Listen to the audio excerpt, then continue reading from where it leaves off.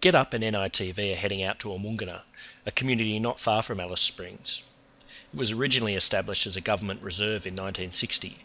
Nowadays, most of the people living there are Eastern Darranta or are married into Eastern Darranta families. One of the success stories of Amoonguna is the Amoonguna Health Service found in the community. The culturally appropriate clinic heavily involved the community in its design. Until recently, the health clinic at Amoonguna was nothing more than an old army-style tin shed without even the most basic facilities like wash basins and toilets. When the federal government sent a cheque for $650,000 for a new clinic, the community sent the cheque back, saying it was grossly inadequate amount. As a result, the government upped its grant to $1.2 million and plans for the clinic were drawn up. The clinic is now proudly run and very successfully run by the General Manager, Dave Evans. The design of the clinic was actually largely created by the community over here on one of the tables. And when the clinic you see behind us was completed, that was completed after many consultations with the community and myself and other health members. And so this clinic belongs to the community because it was basically designed by the community for the community. So I think we're very, very lucky to have the ability to have that input rather than just say, we're going to put a clinic on your community and this is what it's going to look like. Having that community engagement and community support makes jobs like mine a hell of a lot easier. So I'm quite happy that the community can claim this building as their own. And I think that's why people are happy to keep utilising the service. Evidence of the clinic's success is the fact that people travel from as far away as Darwin and Borroloola, over 1,000 kilometres away, to visit the Amoonguna Health Service. Yeah, that's very reassuring when you've got people making that sort of travel with other services available to them, but they want to use this one. Yeah. So that's a very positive thing and something that I'm very proud of, and I think it's the essence of letting the community own the service rather than, you know, it's a government building or it's someone else's building. This is not. This is the community's building, and it's never been vandalised, it's never been graffitied, and I know it's only been completed since August last year, but the old clinic was never vandalised or had graffiti put on it either because the community owned that. And the people know that they need their health service, and so they look after it. And we haven't had any major problems at a community level ever. Last week we held a community meeting. 120 people from the community turned up at the meeting, and I introduced Alex Brown, who spoke about the importance of heart research and heart studies because it does kill Aboriginal people more than any other disease. And the community embraced that and have since been lining up at the clinic booking in appointments to have heart studies done so we can try and prevent them from being one of the statistics that, you know, Aboriginal people are overrepresented in. So the community understands health, and giving people choice about their health is one of the mechanisms you can use to try and help improve the outcomes in people's health. So the people at Amoonguna have just embraced this heart study, and we're doing it for a month. So we're aiming to screen as many people as possible and then put in place care plans for people when we do discover something that needs treatment. Unfortunately, we lost a community member through a sudden cardiac event, and I think that has also prompted people into wanting to be checked out to make sure that that's not going to happen to them.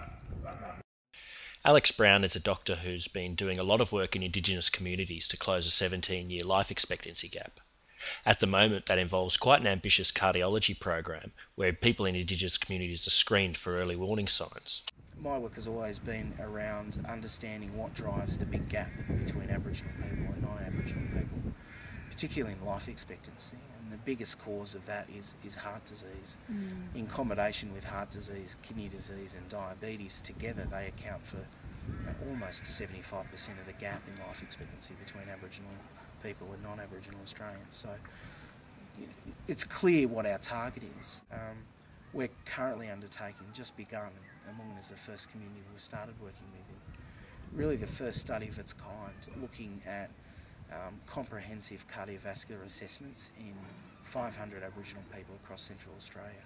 The data is really positive from there, that people who have a very strong sense of control in their life have really good cardiovascular health outcomes. So we need to understand that better so that we can apply the positive things that we see in some places to the rest of the communities around here. It's a fantastic example of some of the proactive programs that are happening in communities to address some of the areas of Indigenous disadvantage and attack the root causes of those areas. But what about the intervention in Amoonguna? Amoonguna's already been through phase 1 of the health checks and are up to phase 2. I asked Dave Evans whether he thinks the emergency measures are doing anything to protect children in the community. No, I don't. And the fact that, and I know it's been withdrawn, but when Minister Brough and Prime Minister Howard came out and talked about child sexual abuse, I think the way that it was put to the greater community was that pedophilia and child sexual abuse was rampant in Aboriginal communities. Now, in the 6 years that I've been here, we've had no cases of reported child sexual abuse. And through the Northern Territory intervention, they've found the biggest problem affecting Aboriginal children is oral hygiene and oral problems, then primary health problems, then ear problems.